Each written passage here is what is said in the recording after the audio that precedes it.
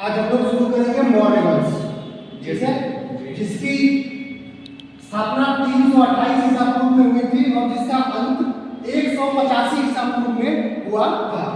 जिसके मुख्य शासक कुछ इस प्रकार हैं: चंद्रगुप्त मौर्य, बिंदुसार, सम्राट अशोक, दशरथ मौर्य, संप्रति मौर्य और अंतिम शासक के रूप में है बृहद्रथ।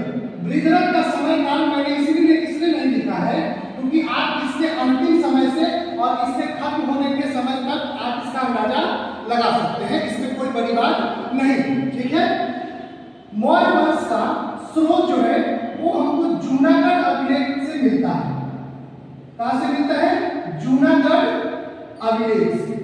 जूनागढ़ अभिलेख से हमें मौर्य वंश का जो उदय है, उसका अस्त है, उसके बारे में क्या है, उन सभी का जो स्रोत है वो हमको कहां से मिलता है?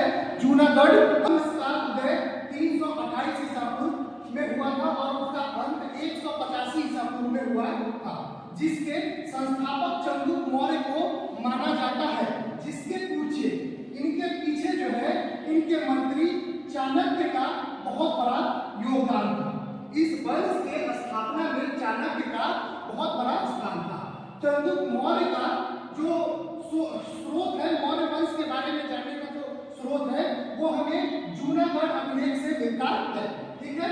इसका स्रोत जो है, मुख्य स्रोत अगर हम लोग पढ़ें, मुख्य स्रोत जो है मौर्य वंश के जानने का वो दो प्रकार के हैं। एक है पुरातात्विक स्रोत, एक है पुरातात्विक स्रोत और दूसरा है हमारा साहित्यिक स्रोत। दूसरा है हमारा साहित्यिक स्रोत।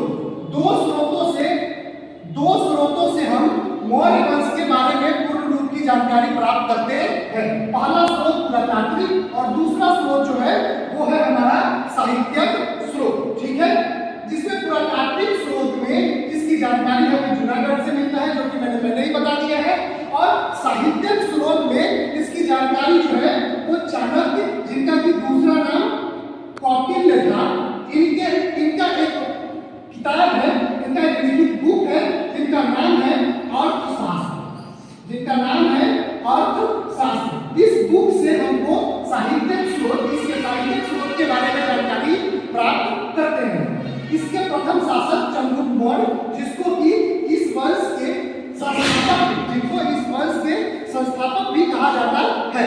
मौर्य वंश के ये संस्थापक थे जिन्होंने मौर्य वंश की राजधानी पाटलिपुत्र को बनाया। जिन्होंने मौर्य वंश की राजधानी पाटलिपुत्र को बनाया और ये चंद्रगुप्त मौर्य पूर्ण रूप से चाणक्य के अंडर में रहने वाले एक शासक थे, जिनको भी चाणक्य ने अपने नीति से चंद्रगुप्त मौर्य को पूर्ण रूप से तैयार किया एक शासक के रूप में, क्योंकि पहले से ये शासक थे नहीं, लेकिन इनको चाणक्य ने अपने शासक के रूप में प्राप्त किया और उसको स्थापित किया, ठीक है। पाटलिपुत्र का दूसरा नाम जो है वो कुसुमपुर है। पाटलिपुत्र का दूसरा नाम जो है वो है आपका कुसुमपुर। पाटलिपुत्र का दूसरा नाम कुसुमपुर है, जो कि चंद्रगुप्त मौर्य के समय में ही था, ठीक है। इसकी जानकारी जो है हमको लौरिया नंदगढ़ अभिलेख से मिलता है। इसकी जानकारी चंद्रगुप्त मौर्य के बारे में कि इनकी क्या स्थिति थी, इनकी जानकारी हमको लौरिया, ठीक है, इनकी जानकारी हमको लौरिया नंदगढ़ अभिलेख से मिलती है। ये चंद्रगुप्त मौर्य हो गए। इनके दूसरे शासक बिंदुसार का शासनकाल कुल मिलाकर के 298 ईसा पूर्व से लेकर के 269 ईसा पूर्व का था। बिंदुसार का पूर्ण शासक जो था वो पूर्ण शासनकाल 298 से लेकर 269 ईसा पूर्व के आसपास था। वही अशोक का शासनकाल 272 से 232। यहाँ पे मैं आपको बता दूं कि इस जितने भी शासक हैं, मौर्य वंश के जितने भी शासक हैं, इनमें सबसे शक्तिशाली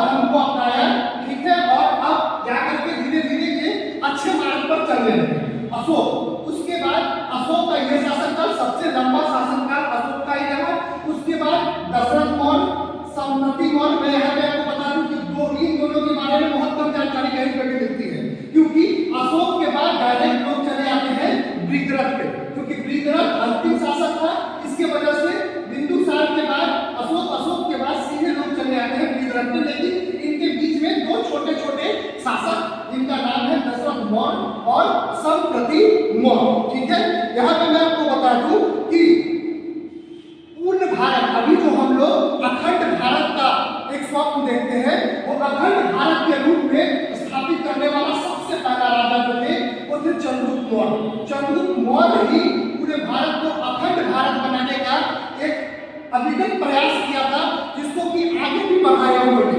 बहुत सारा अखंड भारत के प्रति कार्य भी किया, बहुत सारे राज्य, बहुत सारे देश जीते। यहाँ तक कि कहा जाता है कि चंद्रगुप्त मौर्य को जो है उनका शासनकाल पूरा अफगानिस्तान तक फैला